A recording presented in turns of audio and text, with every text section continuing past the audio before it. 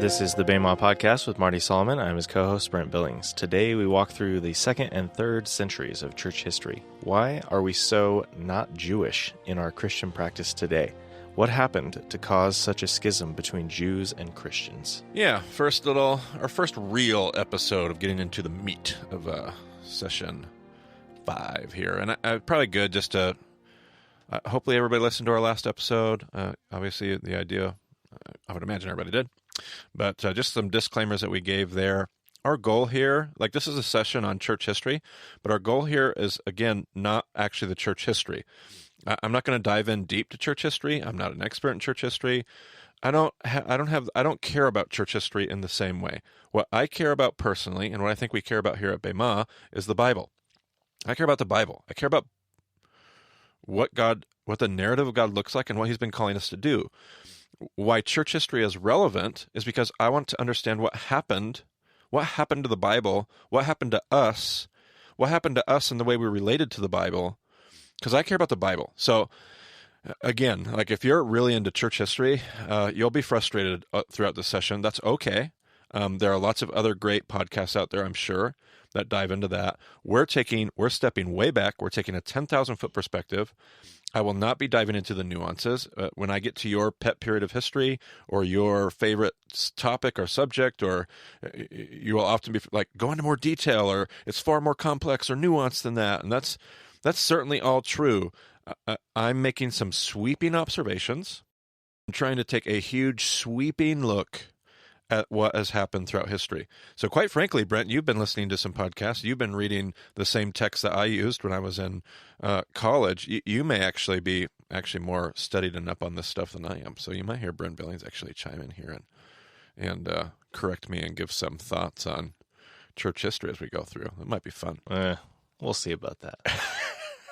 I do have a question, though. Sure. As I was reading that intro, we talk about a schism, and the Great Schism, capital G, capital S, I think typically refers to the schism between the Western and Eastern Christian church. Much later, I don't know if we're going to talk about that probably, but maybe you would consider the Christian-Jewish schism a greater schism? The greater schism.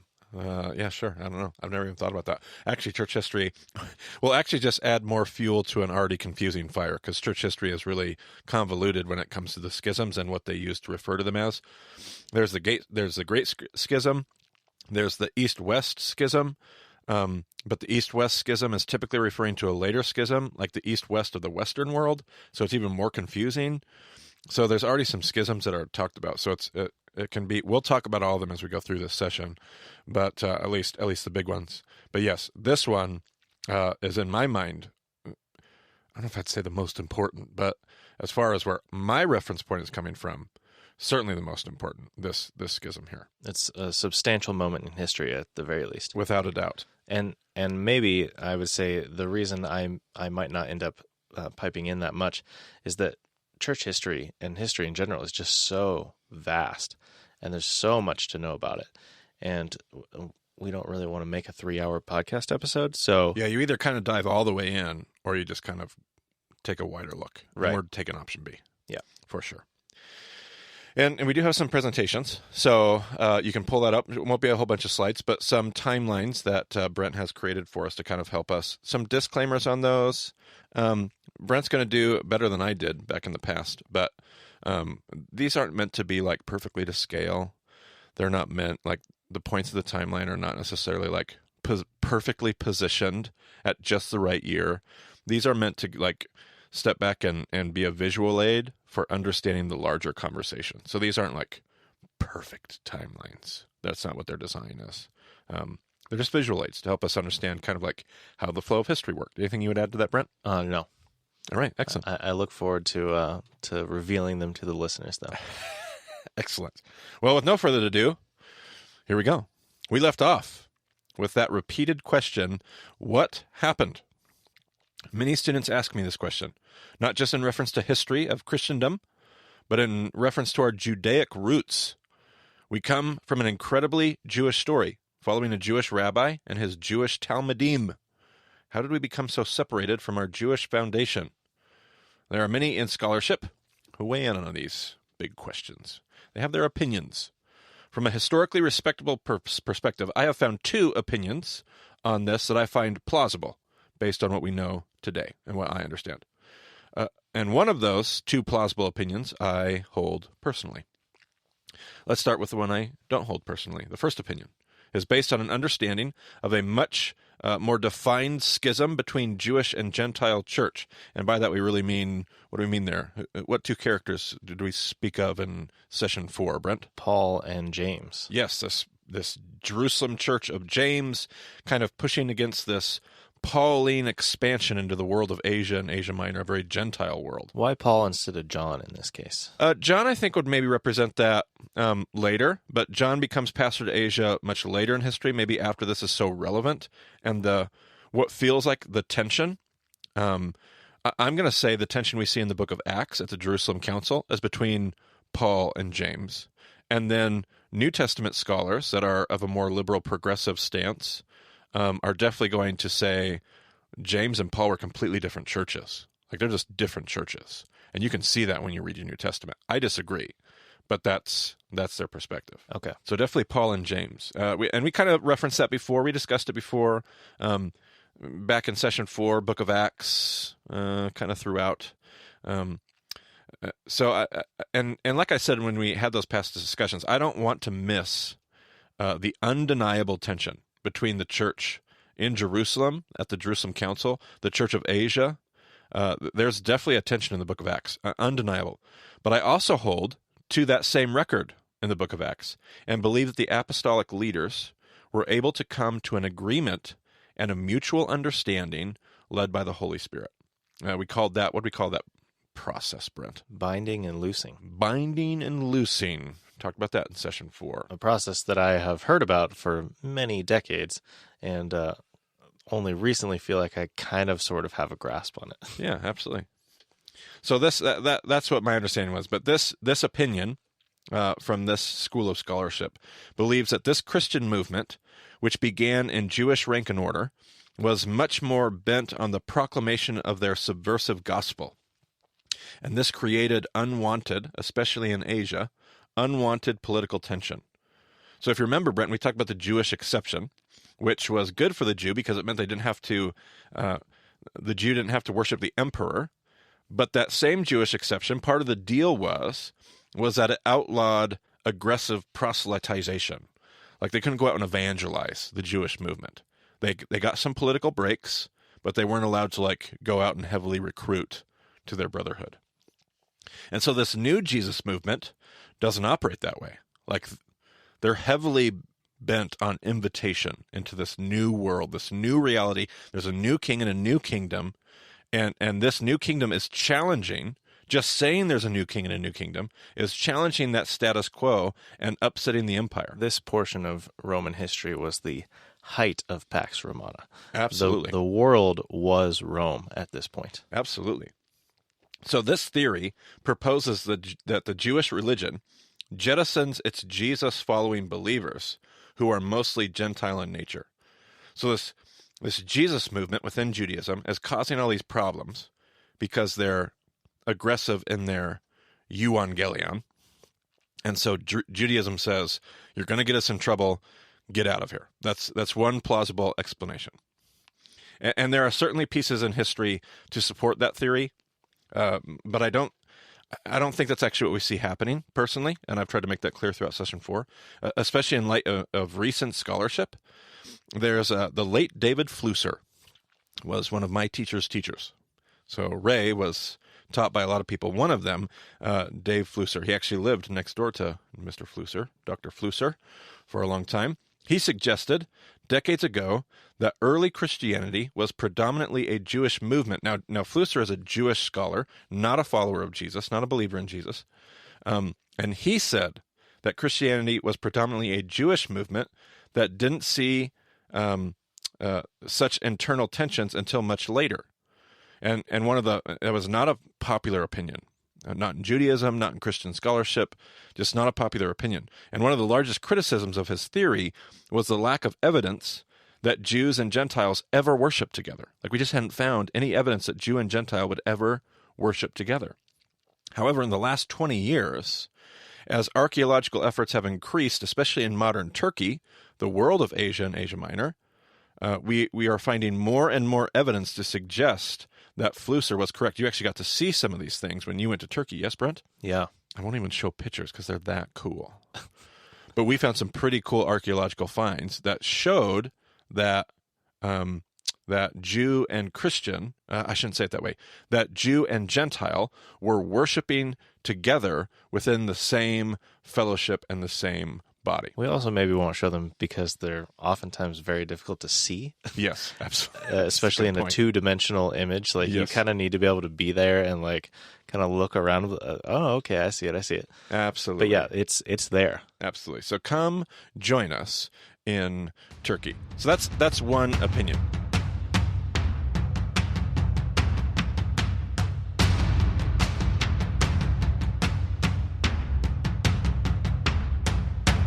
But instead, I cling to a different theory. I cling to a theory that the schism happened later, not with Paul and James, but later, just after the turn of the century, when Trajan and Hadrian, two different Roman emperors, they led some of the most aggressive, maybe not the most brutal, but definitely some of the most aggressive persecutions of the Jews. The Jews, mind you, not the Christians, but the Jews. Historians have long wondered why the largest of those persecutions seemed to have such a Jewish focus. The Jews weren't the largest imperial threat to Roman power. It would seem that the Christians were. And many have suggested, and in my opinion rightly so, that the Christians were in fact so Jewish at that point that they were seen as an indistinguishable part of Judaism. So they were so Jewish that Rome just looked at them and went, that's a Jewish movement. Even though they had Gentiles in it, that's a Jewish movement. This is a problem for Rome because they require not only worship and sacrifices to the emperor, but taxes. And then the Jews are exempt from this stuff, with the Jewish exception. So if this Christian Judaism is sweeping through the empire, and all of a sudden they're losing a whole bunch of their tax revenue, this is problems for them, right? Absolutely. And they weren't exempt from all Roman taxes. They were exempt from some because of the temple tax, and they had some agreements at different point in history. But there was absolutely, even outside the taxes and the financial relationship, this whole system runs on a certain level of imperial commitment, patriotism, fear. It's empire, just like we talked about all the way back in session 1.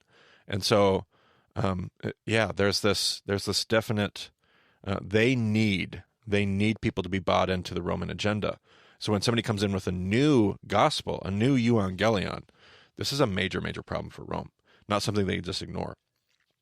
So from what little pieces of history we do have, and though most of Judaism originally stood behind their Gentile converts, most Judaism, when the Gentiles were coming in my opinion, most Judaism stood behind their Gentile converts. And the Theosebes, if you remember the Theosebes, what did that mean, Brent? God-fearing Gentiles. God-fearers, right? Most Jews stood behind them. We did hear about some exceptions when we studied the book. Stand behind as in support, not stand behind as in hide. Absolutely. They were there to embrace them into the family when Rome came knocking on their door. And the Jews said, no, they're a part of this Jewish family. You can't touch them. They supported them. Now, we did hear about some that didn't when we studied about the book of Revelation. We heard about the synagogue of Satan, and I'm of the school of thought that believes that was a group of Jews that actually did the exact opposite. That when Rome came by, they said, hey, these people aren't Jewish, they're Gentiles. Get them out of here. And that would be the exception to the general historical rule, it would seem. So these same Gentiles seem to turn their backs on their Jewish brothers and sisters when Rome came looking to extinguish Judaism. Notice how that distinction between we're here to kill the Christians or we're here to kill the Jews from Rome, that distinction changes everything.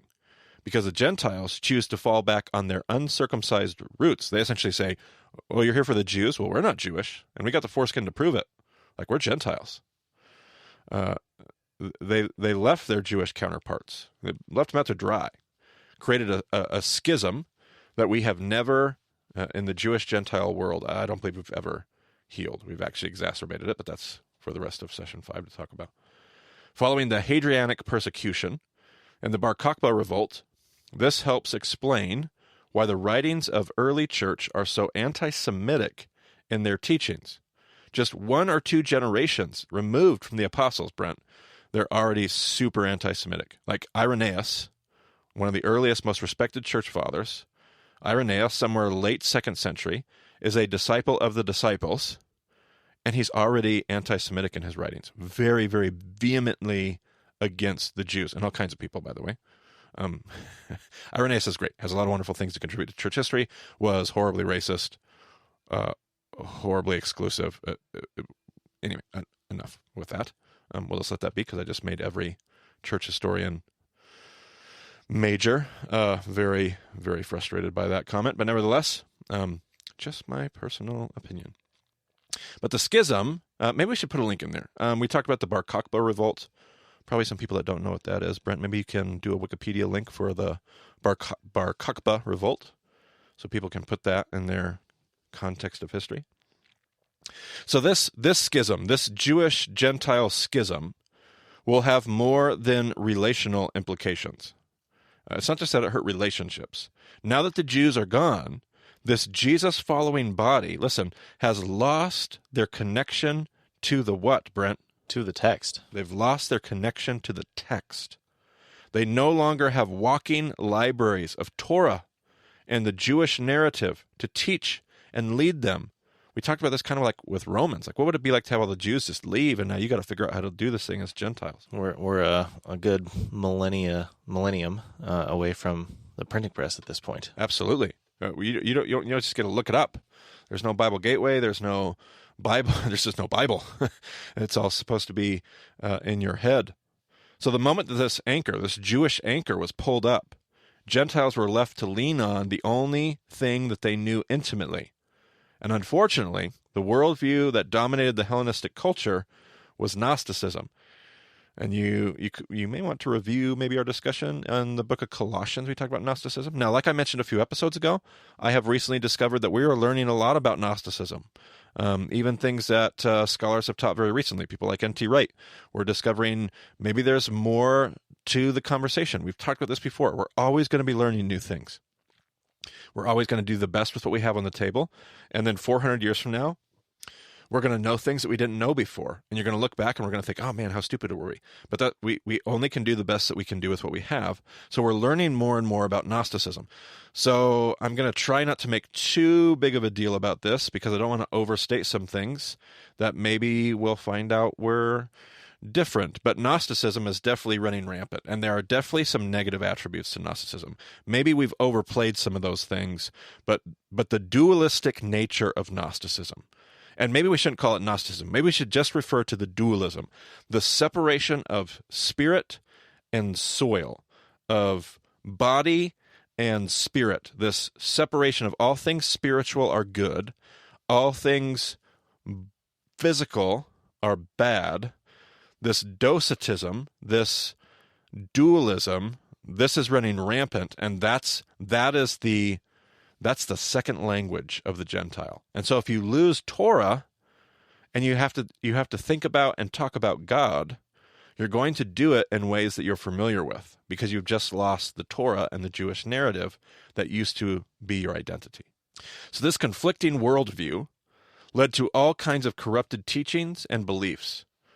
And we can even assume that we have the presence of the New Testament writings. We can assume that we have things like the Didache. We're going to put another link in the show notes about the Didache, which is a piece of early church writing. It's essentially the early church's manual for passing on the apostles' teaching to new converts. All right. So we even have some pieces of writing, and yet even in spite of all that, almost immediately there were arguments for the rejections of different writings. A man by the name of Marcion was arguing for the rejection of the Tanakh and most of the Gospels. He did have a full acceptance of the letters from Paul, most of the Gospel of Luke, and maybe a few other letters there that we have in our New Testament. But he rejected Tanakh. He rejected Matthew, Mark, John almost in entirety, and accepted Paul and Luke. Now, if that sounds familiar, it's because much of evangelical Christianity continues to approach the New Testament in the same way.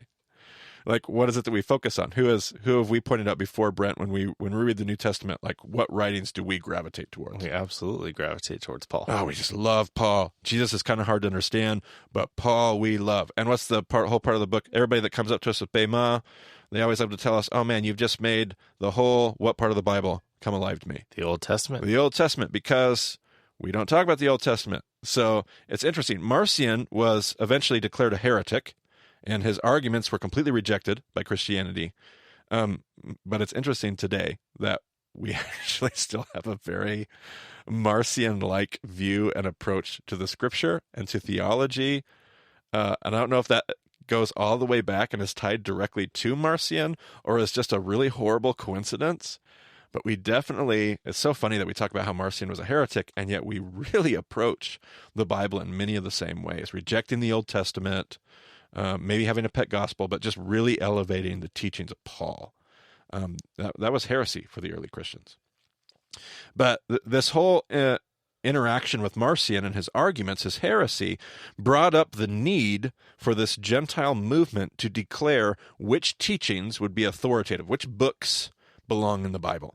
And the movement, this Christian movement, was able to move forward from that. From there, we received what's known as the Muratorian canon. It was actually a long process. It didn't just show up after that conversation.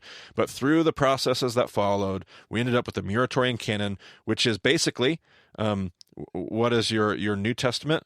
Your New Testament, your Bible, is based on this canon had only 22 of the 27 letters in it. And the larger conversation surrounding it would later lead to the reordering of the Hebrew Scriptures that we've talked about before, back in session 1 and 2, for Christians. It had an undeniable anti-Semitic bent to it. So eventually, this Muratorian canon would grow. They would add some of those extra books that it didn't have to begin with. But that Muratorian canon is really the Bible. It's the basis of the Bible that you and I use today. This unfortunate new world where Jew and Gentile were split apart, this schism, it would have brought other issues to the table had the Gentile Christian movement not been at odds with the empire of Rome. Like, this probably would have spun out of control even quicker, Brent, if it hadn't have been for they were running for their lives. They were simply trying to survive at this point. Rome is out to extinguish the Christian movement. And so it kind of keeps what could have even spun even further out of control, kind of keeps that spiraling out of control at bay. As they continued to deal with the persecution that came and left and came and left, they were forced to bind together and cling to the essentials for the survival of their faith. It is it's a dark shame that we weren't able to do this with the company and the leadership provided by our Jewish brothers and sisters. We will be left to wonder what could have been. Would the age to come, Olam Chava, remember in our last episode, Brent, I suggested that Jesus was going to come back, like his return was imminent, and God was waiting for us to speed up the coming of Christ, and then I said something happened. This is that something that I believe happened. I do believe Jesus was maybe on the doorstep. Is it time, Dad? Is it time? Is it time for me to come back? Is it time? And then this thing kind of spun out of control. If we would have not separated from our Jewish roots, would the age to come have arrived and Jesus' return been realized, just as the writers of the New Testament were claiming? Maybe so. For now, they run for their lives, these early Christians. They stand and they die. But it's all about to change. And that is what will send us into the next episode, Brent. So we just covered AD 100 to 300. Yep. Absolutely. A lot of what we talked about was in the earlier part of that period. Yeah, early 2nd century, right in the, 114 to 117, and the years that follow right after that, that's going to be the 120. That window there of 114 to 120, that's where the Trajan, Hadrian, persecution, all that stuff kind of rolls out. The world is changing, and Jew and Gentile kind of get torn apart. We don't really have much on our chart for the 3rd century, but you can be sure that it was a tough time. up and down. Like one emperor saying, it's just like Republicans and Democrats and the way that we go back and forth in our own culture. You'd have an emperor that would come to power and say, I'm going to destroy this group of people, in the same way that some of our political discourse talks about immigrants or outsiders or Muslims, or we have these discourses that just, those people, that's the problem. And then you have some people that come, and the Roman Empire did the same thing. We're going to embrace this. We're going to accept this. We're going to move forward together. Some emperors would say, no, we're going to crush this. We're going to destroy this. We're going to exterminate this. And that 3rd century was just constant ups and downs of, okay, we can breathe. Okay, we need to run. Yeah, and then in a general macro sense, the Roman Empire in the 3rd century was kind of struggling. So absolutely, those persecutions were, a way for them to deal with their problems. Absolutely, yeah, it was absolutely a scapegoat to what's going wrong, and it became easy to point the finger. Luckily, we don't do that today, so it's wonderful. We've so far evolved from those kind of silly, petty scapegoating techniques. Perfect. All right, well, we will pick up in the next episode, starting with 8300. So thanks for joining us on the Bema Podcast. We'll talk to you again soon.